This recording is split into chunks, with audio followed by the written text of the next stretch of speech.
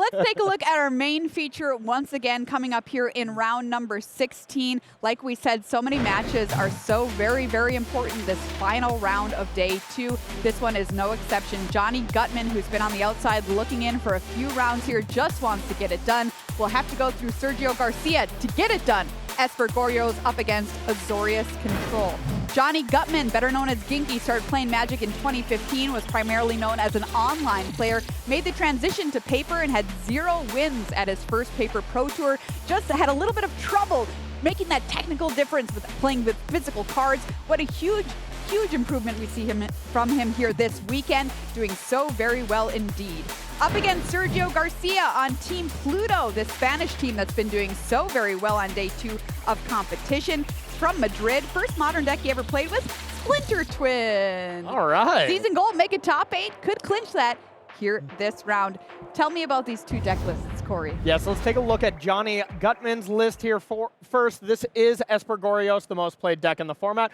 We have seen a lot of this list on the screen, and we've seen a lot of Jonny Guttman's list on the screen because, well, he's had a lot of chances at these win-and-ends, and we got one more here. I think at this point it's going to come down to that mental fortitude. Is he still at a good place mentally after losing a couple? It gets so tough. It's got to be so difficult, Corey. It gets so tough. I lose my matches early, so it, is a little less painful. That's the easy way, yeah. So we're trying to bring back these giant creatures, and in this matchup against Azorius Control, you really need to have this really powerful draw, and you need to be trying to do your thing fast, because the longer you give Azorius Control, the more counter spells they draw, and the less chance that you have to actually close it out, and the higher chance that they can just deal with an Atraxa. So let's take a look at Johnny's opponent playing Azorius Control here, a deck that has just been really exceeding expectation here. There's going to be a couple key cards we're looking at here. Spell Snare, actually amazing up against Gorrio's Vengeance. And then if you can ever get the Orum's Chant Isochron Scepter lock, that's going to be extremely powerful. If you can pair that with Teferi, the game is just locked out. There's no playing anything, no attacking, it's over. As well as the powerful combination of Narset and Days Undoing to just prevent any kind of card draw from Jonny Guttman. So it's all going to be about speed. If Jonny can go fast, he's got a solid chance at it. If not, Sergio's going to take control, and take control pretty quickly, as early as turn 4 or 5. Corey, all things being equal here, which deck do you like better in the matchup? I really do think it's extremely close, but I think Azorius Control is probably a little bit favored here. But with Modern, the edges are so tiny, it's really anyone's game. Die roll is going to be pretty important as well. All right, let's see what happens. Round number 16, the most exciting hour in Magic is on the way. Riley and Cedric, take it away. Thank you very much, Maria. Thank you, Corey, as well, for lining things up for us here in the booth. Riley and I joined by Cedric Phillips. It's time to close out our top 8 here, Cedric. It's time to put some people into the feature match area on Sunday. Who is it going to be? We're going to find out as we head down to the feature match area right now for round number 16. We've already set up this match, of course, with Azorius Control going up against Esper Gorrio's Vengeance. I'm a big fan of Azorius Control decks, that's no secret. But Esper Gorrio's was a deck that I think was on everyone's radar heading into this weekend. May have put a dent in its chances generally speaking. There aren't a lot of Esper Gorrio's decks on the top in the standings, right? So Jonny Guttman may have had to battle through a slightly more hostile field than he was perhaps anticipating with this list. Having said that, you've described this deck as having a lot of agency, allowing players to demonstrate their expertise through high-level decision-making. And Jonny Guttman's got to do it here again if he wants a chance at the top 8. Yeah, look, this is a deck that sees a lot of cards over the course of the game if things are going correctly with Psychic Frog and Quantum Riddler. You do have a unique little package of Gorrio's Vengeance, getting back a Trax or a Gristlebrand, and ideally ephemerating those creatures back into the battlefield after all of the Gorrio's Vengeancing has taken place. Now, the tough thing is that this is, in some respects, an A+B deck that is also trying to play a fair game, so your draws can be a little bit disjointed sometimes, picking up multiple copies of Atrax when you don't want to. You have Quantum Riddlers, which are kind of flooding your hand, you're not ephemerating them, and so they're just an expensive way to draw a single card. Stuff like that. You're kind of mixing and matching, and sometimes the mixing and matching doesn't go particularly well. When it is working well, it does look very, very good. But as you mentioned, I don't think it's looked all that good this weekend, given that we don't have many copies at the top tables. Jonny can be the hero for the archetype here. And for Jonny, who you saw take a deep breath before this game begins, these past handful of rounds have not gone well for him. We've documented that a couple of times here. But if he wins this match, it is incredibly likely that he'll be into the elimination round. So you can, if I'm Jonny, I think to myself here, yeah, the past couple of rounds have not gone well. I'm not going to think about those. I'm going to think about this one because this is the only one that matters. Yep. Future facing. That's what we want from the young Canadian here. Now, Sergio Garcia, he's in slightly better shape than Jonny with that 11-3-1 record. If Sergio wins, he's in the top 8, no questions asked. He is ahead of the other players who are on 11-4. There's another player who's in a similar position on 11-3-1, Francisco Sanchez, his teammate on Team Pluto, the Spanish crew. So these players from Spain do have slightly better positions heading into this round, but again, we are going to end up, any way you slice it, across our coverage of this round, with a tiebreaker scrum. You're going to end up with a bunch of 11-4s who have won and moved to 12-4, all competing, contesting for those last 4 slots that are still available in our top 8. And you'll be here, you'll be the first to know around the world, joining us for coverage of Pro Tour Edge of Eternities. And now, to business, Cedric, as we get underway with this match. Opening things up here with, looks like a Surveil there. Yeah, it's a meticulous archive and an island there for Sergio. For Jonny, also a Surveil land, this of the Demir variety. Undercity sewers. And we'll see what happens here after Jonny's finished shuffling up. And for Jonny, would love to put a large creature in the graveyard, or maybe see a Goryo's Vengeance right now. Looks like a Traxa is in the hand. There is a way to discard it as well with a Psychic Frog in the grip, but it looks like just a Consign going to go to the graveyard off of the Surveil. And that's the single Consign that's in the main deck. Not at its best in this matchup. No, not completely useless, ideal. but it's not that great. So Jonny won't be too hesitant to get rid of that. Another Flooded Strand now for the Canadian. And we'll see what he wants to do. The Surveil land's obviously very, very good. A little bit better in Jonny's deck, given that he does want to play out of the graveyard. The Azorius control deck essentially not making use of the graveyard from what I can see. Yeah, not particularly meaningful in Azorius control, but just selection. Just a good card. Yeah, just a card selection. Yep. Right, Psychic Frog the play here for Jonny. Now, this is the kind of card that does threaten to take over a game all by itself. It is very good alongside Quantum Riddler. It is a discard. It is a way to discard, excuse me. Ooh. And a Traxa. Stone nothing for Sergio. Well, that is a white. Sorry. That is a white card. That makes for a lot Solitude. That makes a lot more sense. So, though that play isn't the sexiest one around on turn number 3, you'd prefer to maybe play a Planeswalker like Narset or Teferi. This will do because the Frog is very problematic. No, when I saw Kahira going to the hand, I was like, this means that Sergio's kept an absolute stinker with nothing else to do. But no, the Solitude in hand makes a lot of sense. Get rid of that Psychic Frog before it can start to fill up the hand here. Or, again, nonsense shenanigans with the Quantum Riddler, of course. All right, Hallowed Fountain in untapped. It's going to be a Tainted Indulgence. Yeah, I think that's also a one-of here. It is, yes.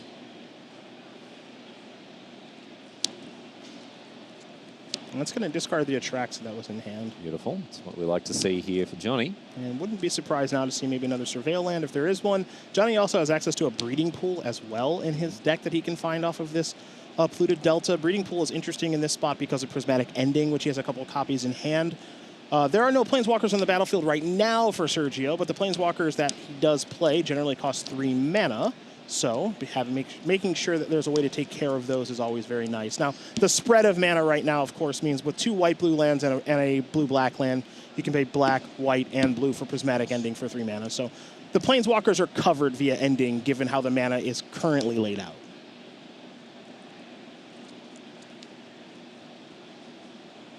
All right, so Ephemerate surveilled to the bin. And back to Jonny now for his next turn. Sergio did shock with the Hallowed Fountain, which indicates that he's got some action.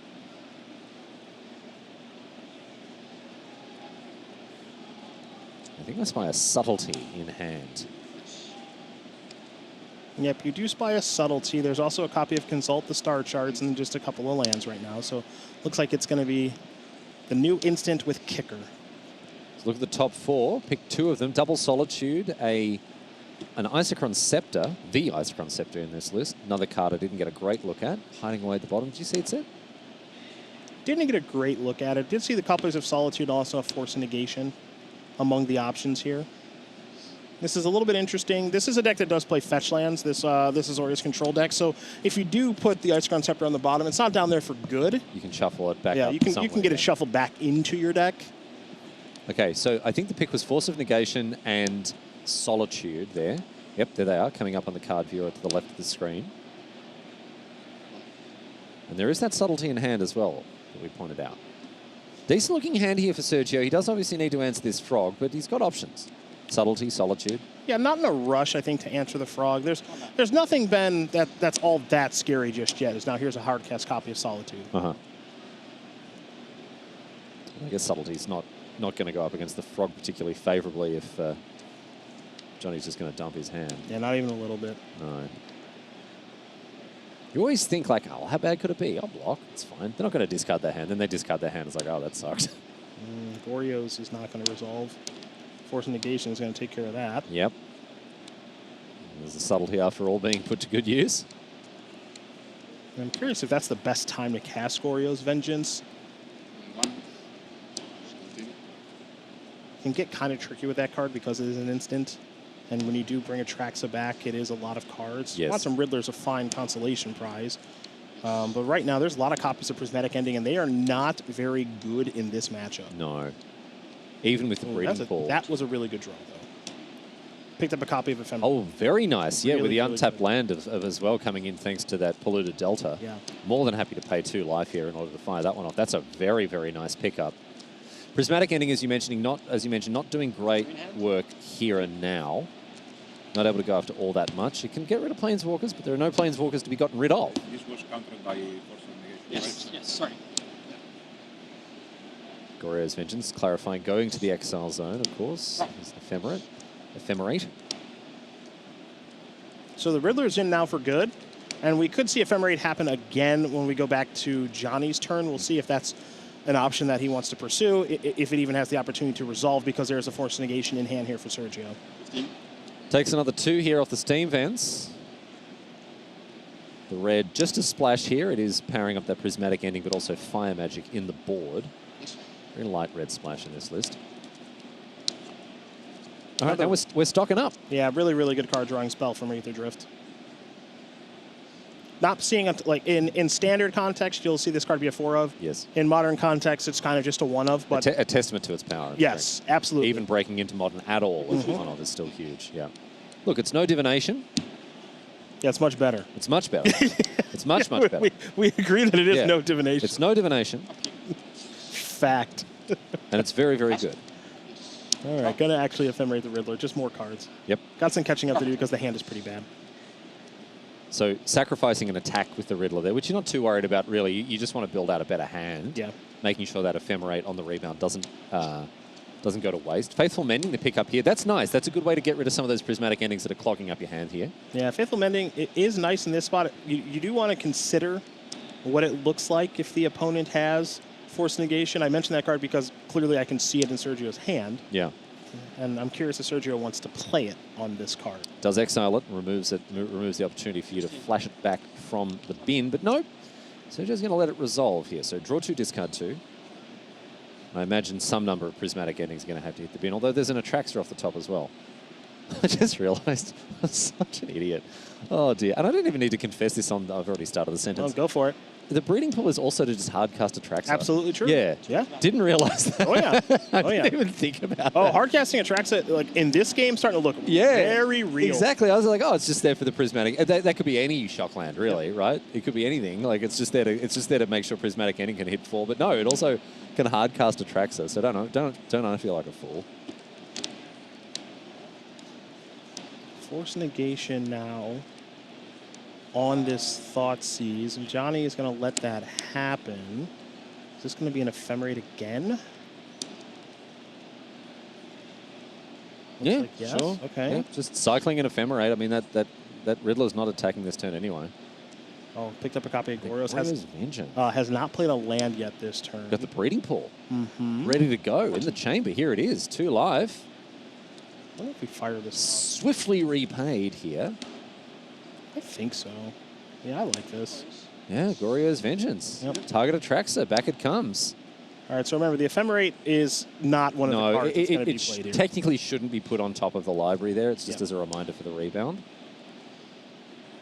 Okay, this is, let's see. So, Sorcery looks like it's going to be Thoughtseize. The land's going to be Flooded Strand. The creature, we got the selection between Solitude and Quantum Riddler. The instance could be Goryo's or Force Negation. So, some really good options here for Guttman.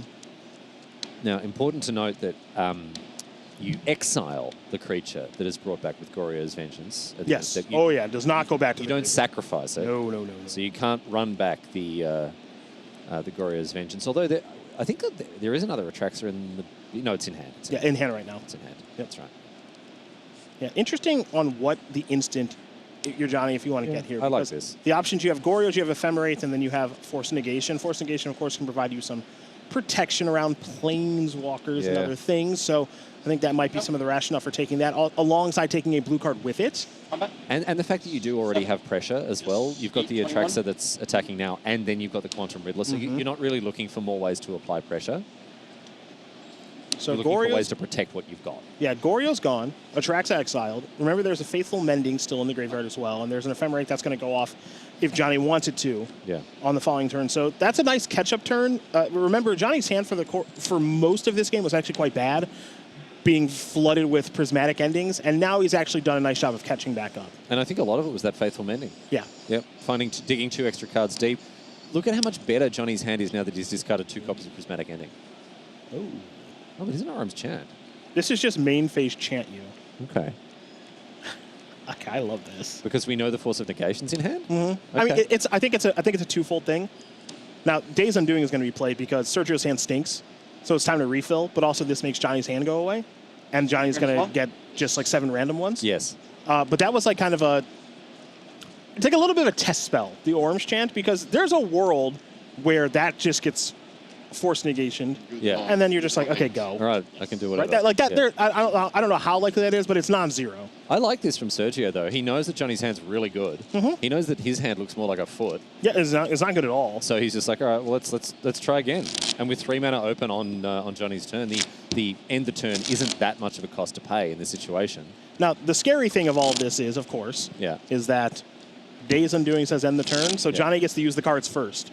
Yeah, but as I'm saying, it's not that big of a cost to pay in a deck where you're playing a bunch of interactive instants. This is true. Yeah. This is true. Like the scariest thing right now, if I'm Sergio, is if Johnny picks up a copy of, let's say Thoughtseize, right? Because then Thoughtseize is the perfect way to start the turn. Yeah. And see, okay, then you so how did this go? Kind of like the chant. It's Yep. like you tested, what is that? You Thoughtseize, okay, now I can do what I want. Yep. And on the flip, Sergio could end up drawing a copy of Worm's Chant right now, and just go, okay, draw my cards. Okay, I'll keep Chant You. Yeah. You get to do nothing, and then this isn't so bad for me. Now I'm the one who gets the first chance to deploy all these new cards. Yep. It just depends on what they find. Yep. Yeah.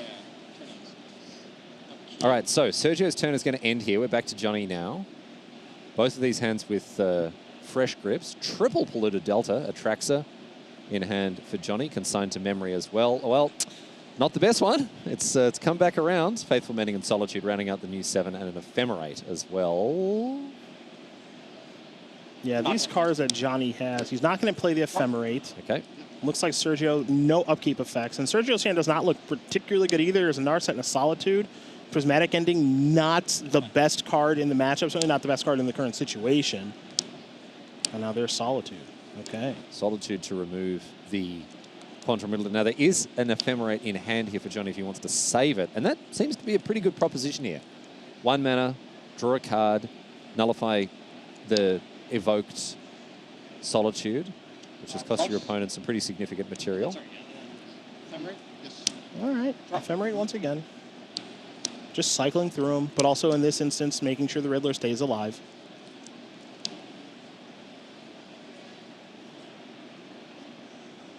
You can't seem to consult the star charts here, right? You can't wait to kick that. I will go to Not positive. discard. The reason I say that is Johnny's going to go to discard. Oh, There's going to be a sack of the fetch land here. Yeah. Sergio's hand's so bad he might have to wait. 7. You think so?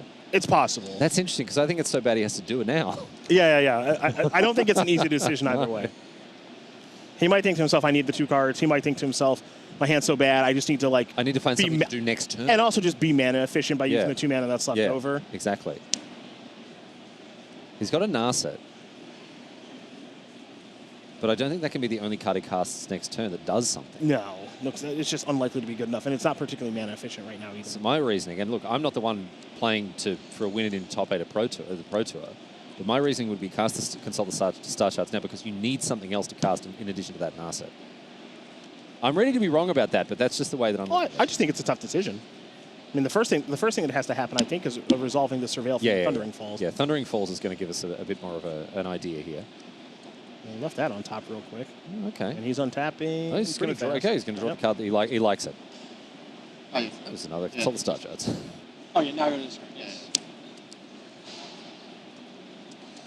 I'm at 7. I'm at 21-7.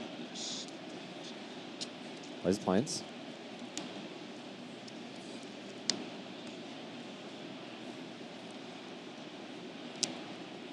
Now, for 4 mana, are we going to see main phase star chart? Yeah, I think so. Okay, all right. So he did want the 2 cards. Your analysis was correct once again. It's more of a guess. Yes. Like I think it's a compelling decision. I think what kind of helped make the decision was the card that he saw with the Surveil, right? If that card's bad, you put it in the graveyard, and you know maybe it just completely changes your decision on what you want to do with that card. At this stage of things, I'm not entirely sure exactly what Sergio's looking for, but he does get to look at 8 cards and take 2 of them, and that's a lot of cards to choose from. So Teferi amongst those cards. We'll get confirmation of exactly what Sergio took. Teferi's a nice one. We could see the Planeswalker deployed here if it was taken. Otherwise, there is Narset. No, there's Teferi Time Raveler. Yeah, Picked up. Got to respond. Picked up off of the Consult the Star charts there. And this is a really nice card. Yeah, for many reasons. Teferi's nice in a spot like this because it forces Jonny to make a move now. Now, Johnny's got moves to make, and that might be bad news here for Sergio.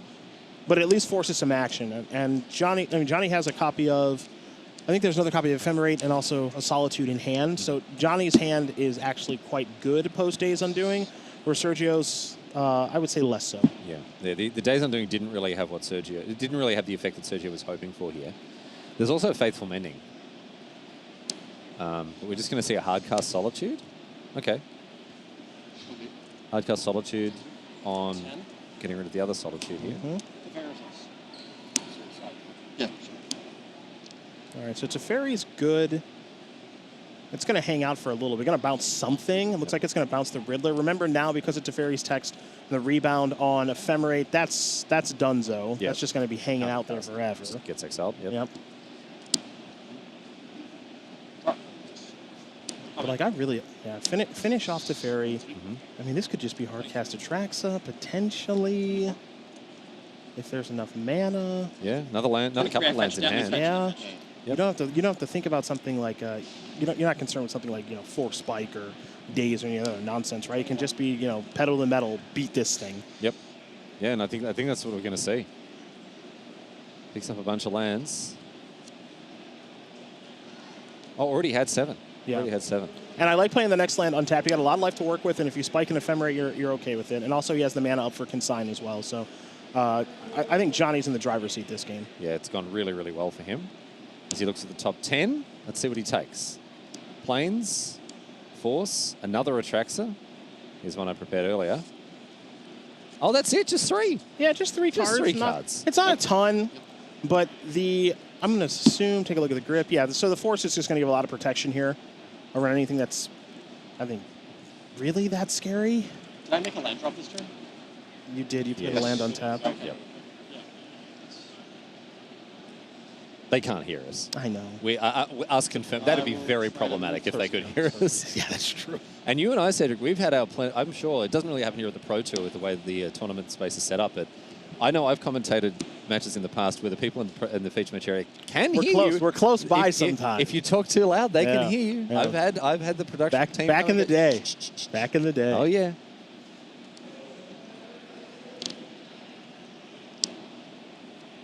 All right, here's a Narset now. Yeah, this is the kind of card that might be worth fighting over. Unless it finds Supreme Verdict. Yeah, that's kind of the, I think that's kind of best case scenario for Sergio, and I do like fighting over this. So Force pitching Faithful Mending, and okay, Sergio doesn't really have an answer to that. Yep.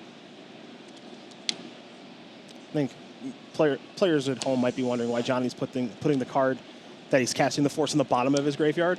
I think that's to remind himself that he has Faithful Mending in his graveyard by leaving that card on the top card of his graveyard. Doesn't want to forget that and cover it up with something else. Yes.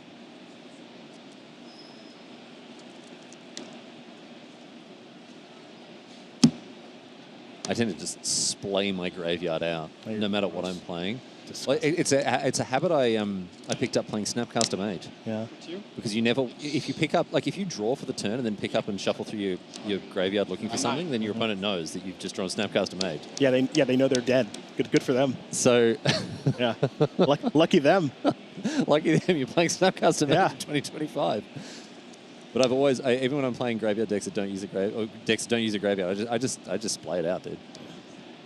Yuck. Well, I'm not like a Dredge player doing it in that great big line across the top of the battlefield. See, I kind of like. Now he likes that. Yeah. Now he's got terrible taste in graveyard management. I sure do. Oh my goodness. All right. Are we consulting the start charts here? What's going on? Just a single consult instead of kicking it this time around. So taking a look at a whole bunch of cards and taking one. It's not looking good here. Yep. Orum's Chant, kicked, no spells, no attacks, but kind of treading water. This is a game. This is a card that is supposed to be used to close out a game, not to keep you in it in best case scenario. But the thing that's a little scary about this is because there's still an Isochron Scepter in the deck, you have to think to yourself, if you're Johnny, like, I got to get the game over with because I'm I'm ahead on the battlefield, life totals, all that jazz. My hand is fine, like the Riddlers and the other attracts, like those are nice cards, right? But if Scepter plus Chant and Teferi somehow like work themselves in the equation, like the game is over. So even though Johnny is doing really well and has a consign to memory that is actually pretty good, Scepter Chant is always just kind of looming, and that's always kind of scary. We're going to fire up the Spell Snare here against the Faithful Mending. I don't think it's getting any better. No. What are the 2-drop you're targeting, right? Like Gloria's Vengeance is the obvious candidate, but it's a bit late for that. Yeah, we'd love to see this Spell Snare, baby.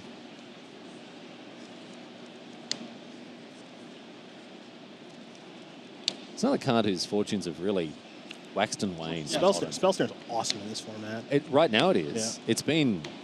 It's been doo-doo for a while. Yeah, it's really, really good in this format. I think that was a really bad Lorien revealed, I think. Really bad? Lorien revealed. I don't think the cards that were drawn were any good. Counterspell, Arid Mesa, Flooded Strand. Oh no, this is Prismatic Ending. The second one. Either. Against a 5-drop and an 8-drop? No, we're going to go to game number 2 here. Jonny Guttman up in game number 1.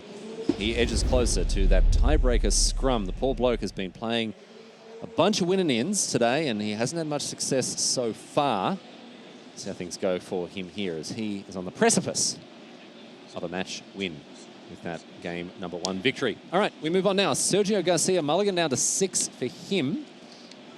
Reminder, of course, if he wins this game and this match, he's straight to the top 8, no questions asked, with his 11-3-1 record. That game that we just watched there is kind of what it's got to look like there for Johnny. I think he picked the spots pretty well. Not all the draw steps were favorable, but Faithful Mending undid some of those. And I think his deck gets a little bit better after sideboard as well, where now we're seeing a mulligan, and we are seeing... And a Thoughtseize as well is really punishing. Yeah, we're not seeing a great hand here for Sergio. The Teferi is clearly the best card in the hand. The Day's Undoing is kind of interesting because I wouldn't be surprised, given how maybe the draw step's going for Sergio, where it's just, all right, turn 3, fire that off. My hand sucks. Hopefully your hand ends up stinking. Now, if the Pro Tour production budget still was engorged enough, whatever this is going to be to have the advantage bar. Oh, okay. Unfortunately, that is a casualty. Budget cuts, you know how it is in this economy. Trying to keep an advantage, it's just it's tough, and we know that people out there crave the advantage bar, but the bean counters at Wizards say no. Yep.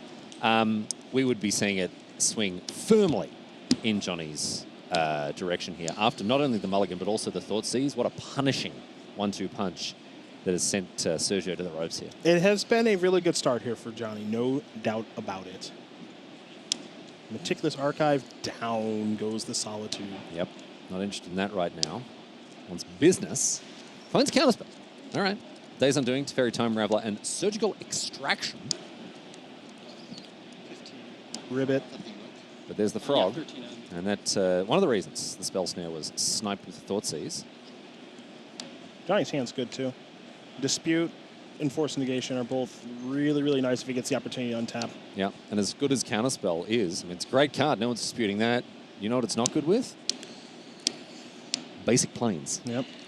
Well, Solitude's a good answer here to the Frog, Mm-hmm. so that's fortunate there for Sergio. But Sergio, I mean, clearly Sergio is struggling. You can see the hand of Surgical Extraction, Days Undoing, and Counterspell. This is not going according to plan here for the Azorius control player. Not at all.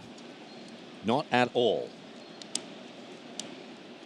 But Jonny Guttman, he's got options for days here.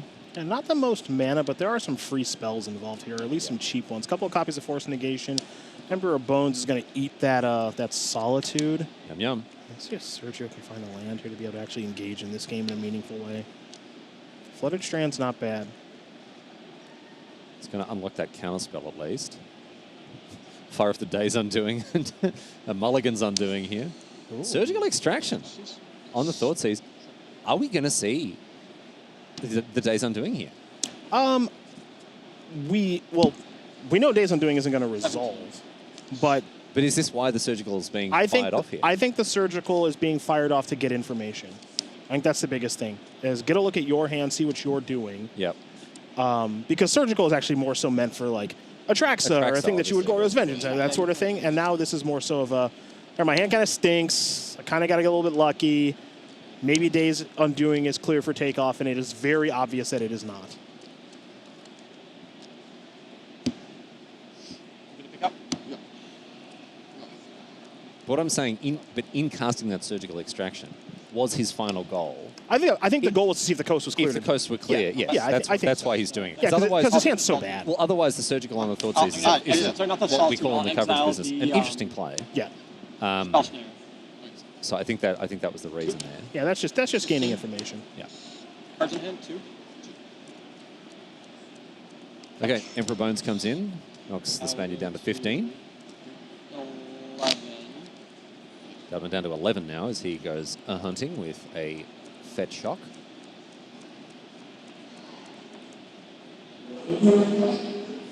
And now it's Sergio Garcia whose head's in his hands. Yeah, I mean this game is getting away from him very quickly.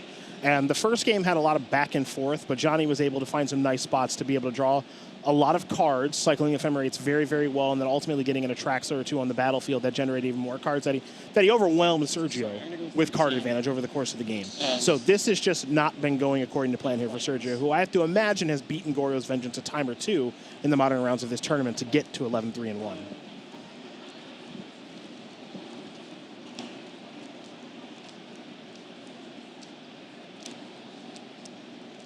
Johnny, I believe that he is thinking about playing Teferi this turn. Mm-hmm.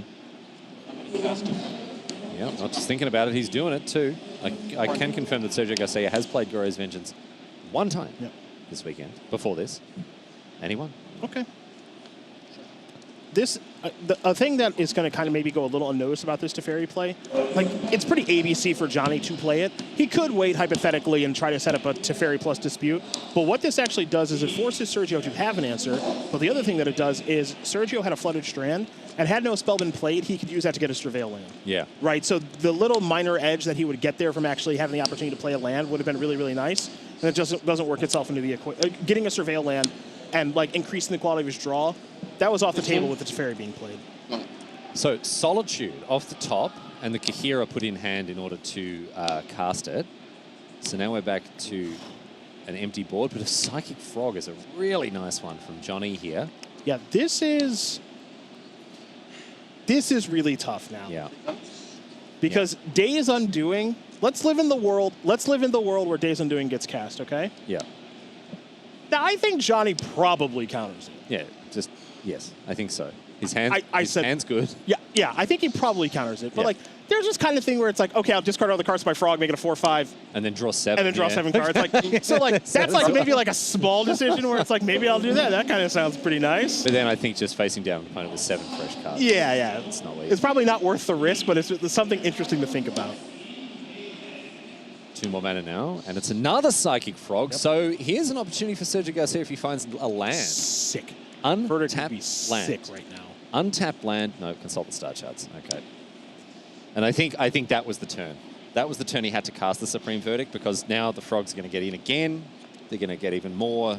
They're going to pull Jonny even further ahead on cards. It just depends on what the cards are. Just depends on what the cards are. Like, I think that Sergio is in a lot of trouble. But if Jonny gets a little sloppy... He didn't find a land off the star chart. No, he didn't find a land. There's a mystical dispute. I mean, if Jonny got a little sloppy, this could have gotten interesting. The draw step was very good in the tracks, and now here's Goryo's Vengeance. Goodness. Oh, my goodness. And I think this game should be over short. I think so. I think it's all over here for Sergio Garcia. Unfortunately, the between the frog, plural, frogs, and the Atraxa. Notably not a Praetor. No one would make that Duh. mistake. We don't need to point that out. All right, there's Magic's most disrespected demon, Gristlebrand. Ephemerate Breeding Pool has been picked up. There's another Psychic Frog, or a Quantum Riddler, or indeed an Atraxa. Lots of options for the creature slot. Remember, this is a situation where Jonny can go for the kill. Atraxa has haste at 7. Frog damage right now is 3. 8, 9, and 10. Yeah. So There's a couple of cards. discard Just, three. if you want to go for it, like if you feel like you need to go for it, like. But this comes back to what we were talking about before. When you're ahead, you don't need to take as many risks. Mm-hmm.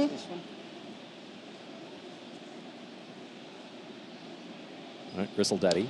Discard. He's discarded. He's Oh, he's making a move. going for it. He's going to go for it. Discard probably Ephemerate, maybe. No, discard's preordained from the previous turn. Ephemerate's pretty safe to have here. And they This is a come. nice attack. Sergio Garcia There it concedes the is. game. There And it Jonny is. Guttman takes out this potential win and in for him. Of course, not guaranteed, but he joins the tiebreaker scrum at 12-4. Must be a huge relief. Of course, this bloke, he's been battling so hard across the last couple of rounds. Lost a few win and ins. Now, Given how this day has gone for him, that reaction is appropriate. 10-1, leading the standings with a lot of opportunities to play for his win-in and just get this over with, right? Yeah. Make top 8 of this tournament. Not going his way at all over the course of a handful of constructed rounds. And we watched a lot of them unfold of him just loss after loss after loss, and it's really easy to get in your head about it. And I think at some stages of today he probably did. Yeah. But I think he played a really clean match here of Yep. thinking, okay, that was in the past, this is in the present. I know what I want to be my future, and his future is likely the Sunday stage. and look, we have to come back to some of the comments we were making about Jonny when he was kind of tilting off. Yes. Right? Like, I don't want to be too hard on the bloke because he had every reason. He had some rough situations he had to drag himself through.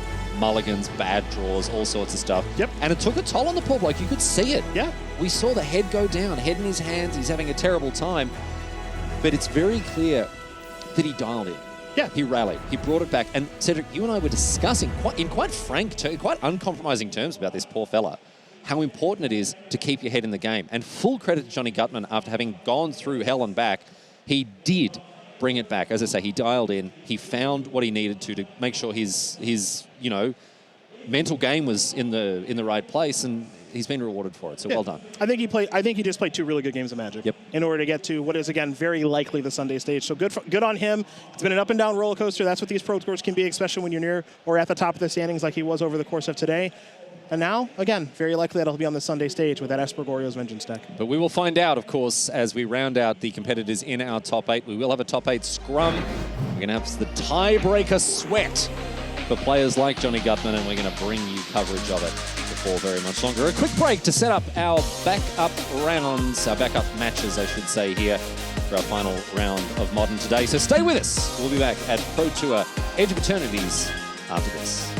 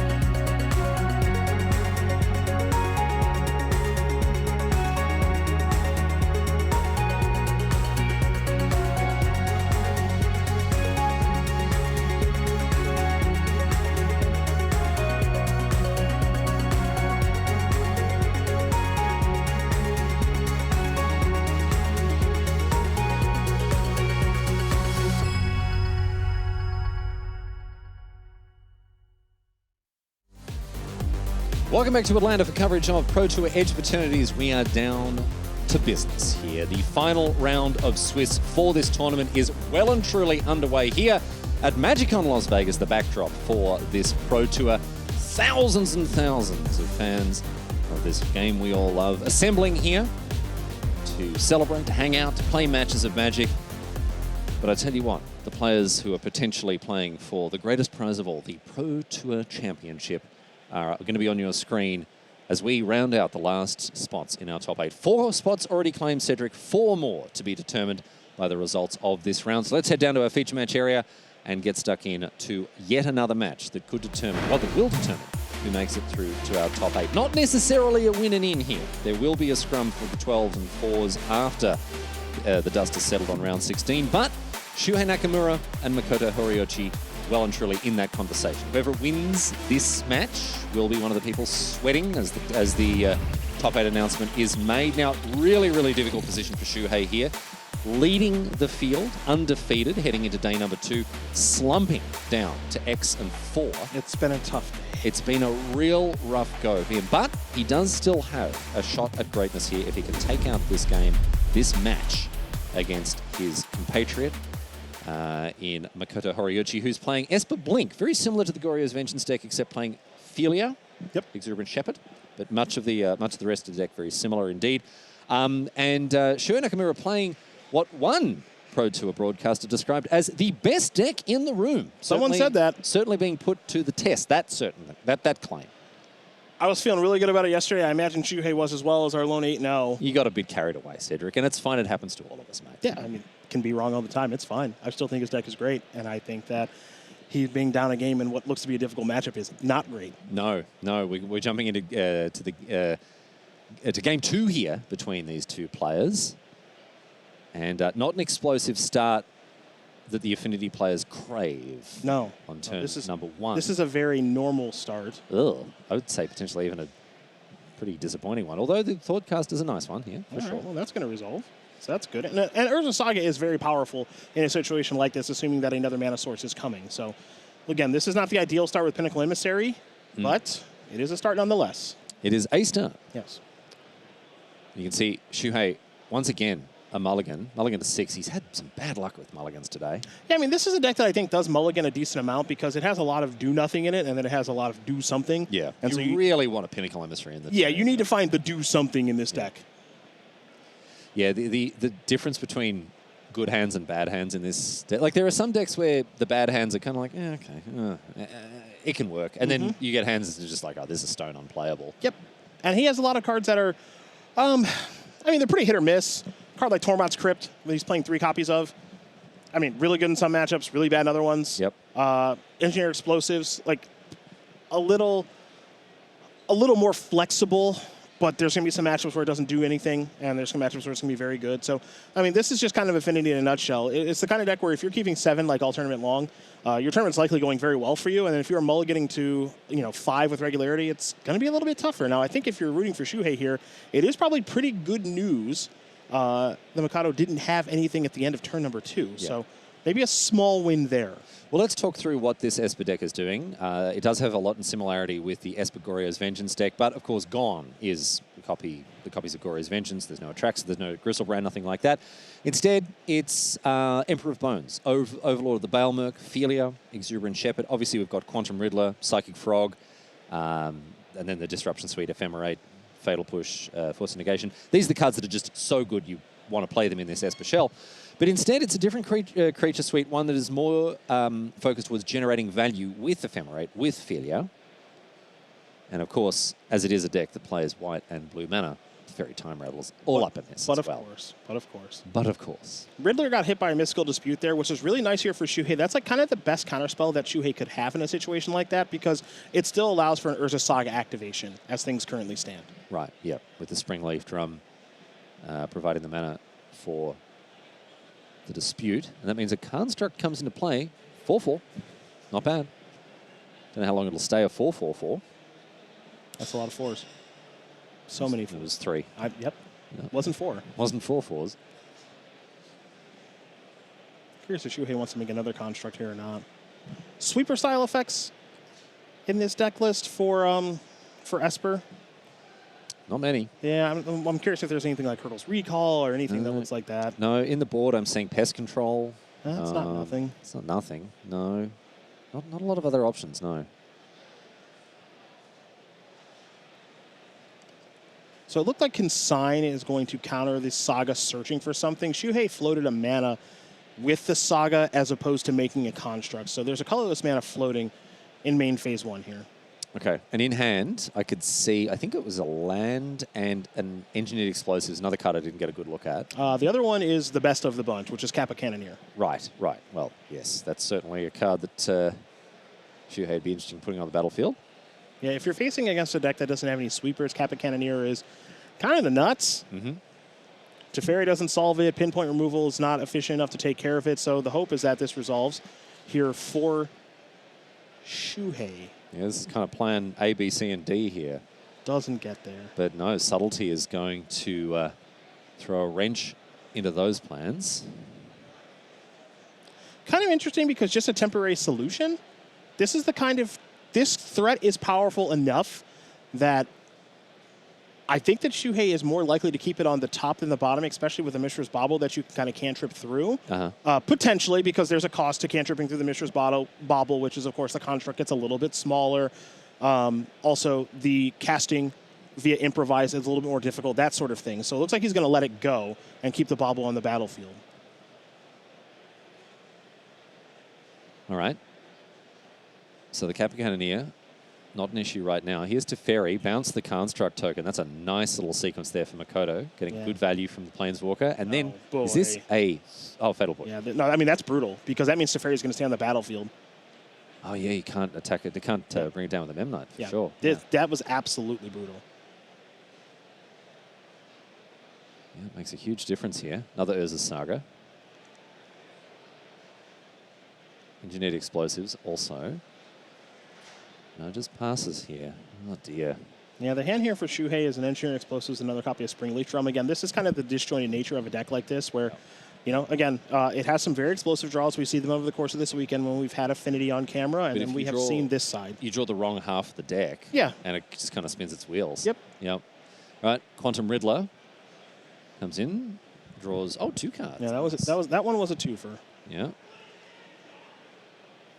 Off to the Warp Zone.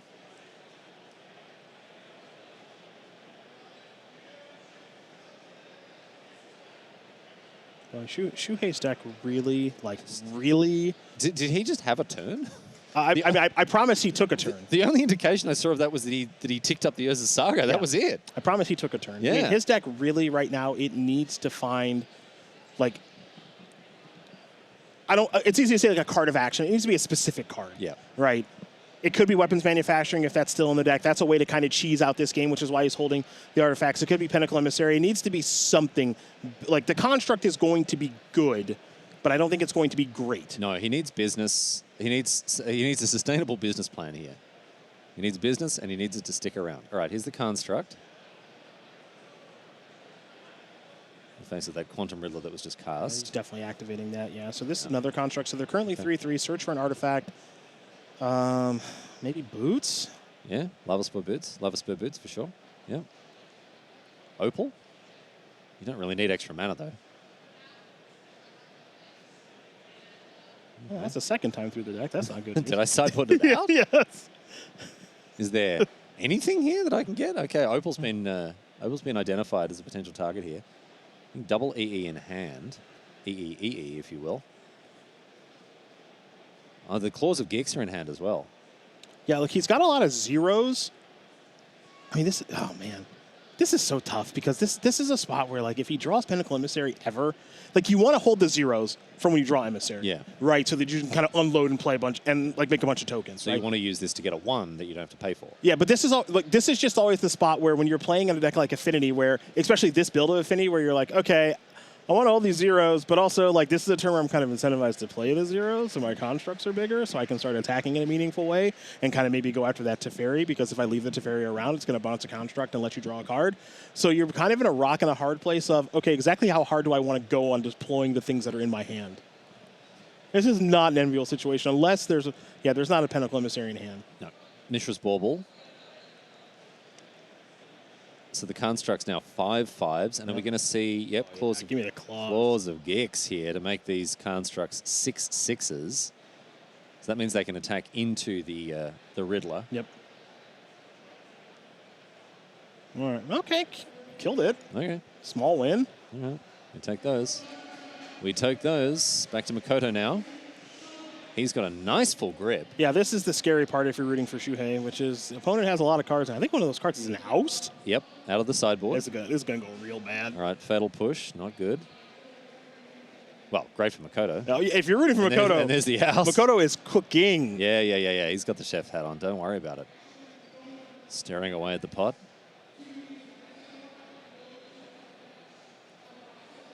And now in comes the Riddler. Shuhei draws 2, thanks to that activation of the bauble. Double Springleaf Drum, Claws of Gex, and a hand filled with explosives. I think his hand is terrible. Yeah?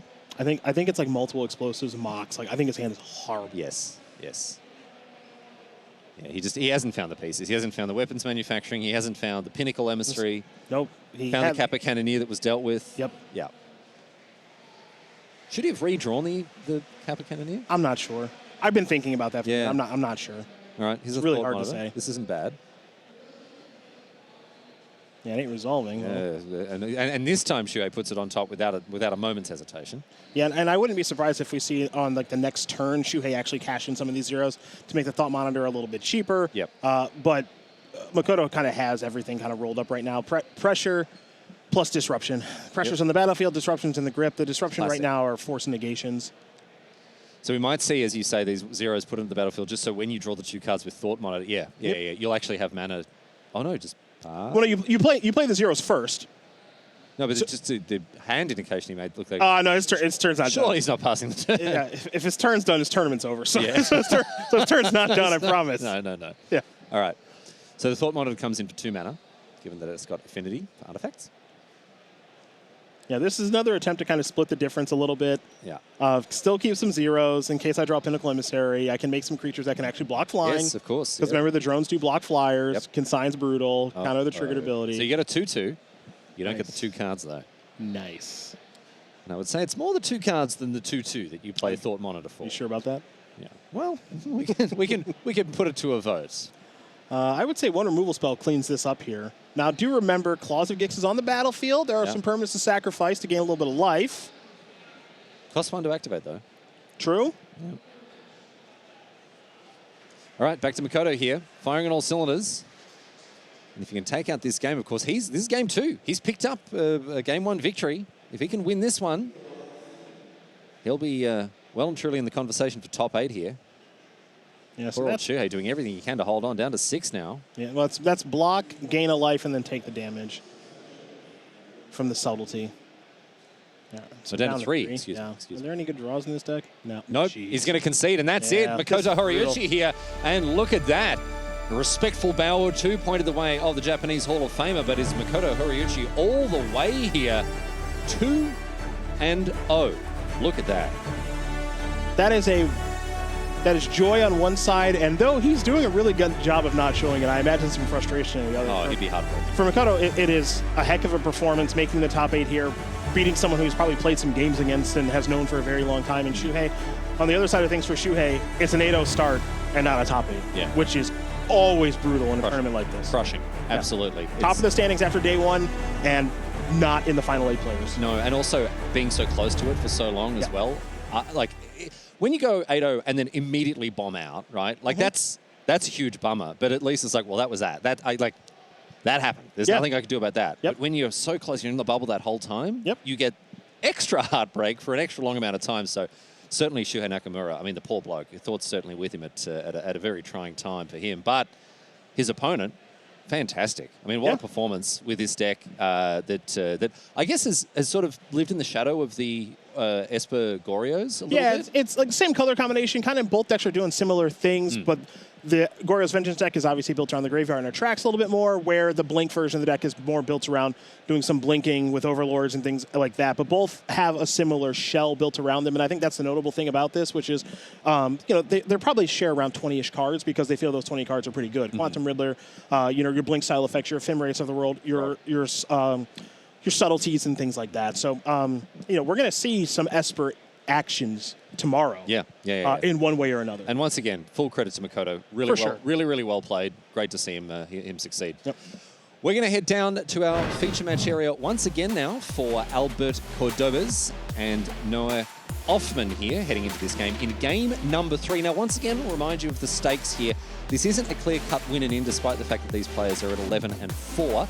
However, a win will put this player well and truly in the conversation for top 8. Yep. Again, we're not going to be able to crunch the numbers here and now, Cedric. It does depend on a bunch of different results, a bunch of different numbers. Some of the players that aren't even going to be featured as part of this round are also going to be in that conversation. We will unveil the top 8 live here for everyone to watch once all of these games are concluded. But right now, we're into this game between Offman and Codobes in game number 3. This is what I like to call peak modern. Go on. On one side, you have like a mana ramp, Eldrazi. If I get to drop my haymakers on you, I'm probably going to win because my cards are really expensive, which means they're very powerful. And the other side of things, you have, okay, that's cool. I'm a glass cannon. Yeah, I do one thing and one thing only. Yeah, and I lose to kind of like a stiff breeze, but what you're presenting, like Gigantic Eldrazi, I more or less don't care about. So that's why we join a game in progress with an 8/8 Gristlebrand on the battlefield. And I imagine Noah Offman is feeling really, really good about this situation. Yep. And this matchup, look, if Simic Neoform isn't good against Eldrazi ramp, it's not good. I think it's really good in this matchup. There are some decks that are sort of, they're loosely referred to as 55% decks, right? Like they're 55% or even like 52% against the entire field. Yeah. They don't have hugely great matchups. They don't have hugely terrible matchups. Then there are decks that are just so wildly swingy. You sit down and you can almost determine how the match is going to go based on just like comparing the deck lists. And I would say both of these decks are like that.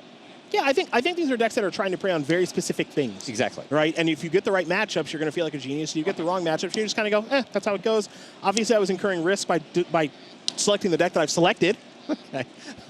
And it's a very measured take that you're expecting players to have. Well, I think that's just a realistic way of looking at it. That is the way you should be playing. Yeah, it's just if I'm playing Simic Neoform, I have selected a deck that sometimes it's not going to function as much as I want it to. Sometimes I'm going to get the right matchup, and it's quite literally a buy. And it will be the reverse side of things, which is sometimes I'm going to get a matchup which I can never win. And if I get enough of the good ones as opposed to the bad ones, again, that can be a tournament-winning selection, or it can be I am flying home on Saturday selection because I did not qualify for day 2 of competition. So it's format dependent, it's matchup dependent, it's metagame dependent. Yeah. But if you make the right calls and with a little sprinkle of luck here and there, if things break your way, life is good. You can do good things, and you can hear good things happening in the background. I'm sure we'll get get updates as to exactly what that is as our coverage of this round continues. Very excited players winning matches here. No, this is the shuffle. It's a shuffle because of the guy. Okay. Okay. You were just okay. Sorry? It was just a shuffle. Okay. Yes. Put on the button, check the 4 is shuffle. It looks like maybe a shuffle question with those quarter here between these two players. Because we did the same thing last game. Oh, because Endurance doesn't shuffle. Yeah, Endurance shuffles the cards Endurance makes you shuffle the cards that you put back into the player's library. But it doesn't shuffle your But it doesn't graveyard. shuffle the library. Yes, it doesn't. That's all. Exactly. Yeah. Shuffle the cards from the graveyard and put them on the bottom of your deck. But now we're shuffling because this is Fetchland. Take that. After all that.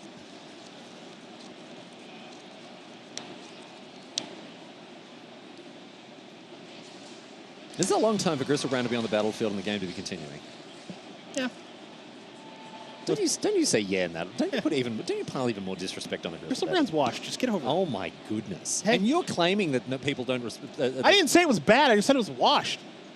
It's old. Yeah, but my point. I'm not talking whether it's a good or not a good or bad card. I'm talking about whether people respect it.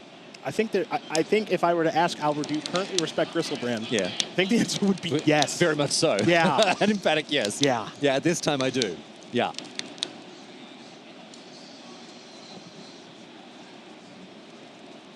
Well, let's see if Offman can leverage the demon here. Turn into a win. Untaps. Draws. 8/8 Gristlebrand. Ready to rumble. With Albert on 11. No, also on 11.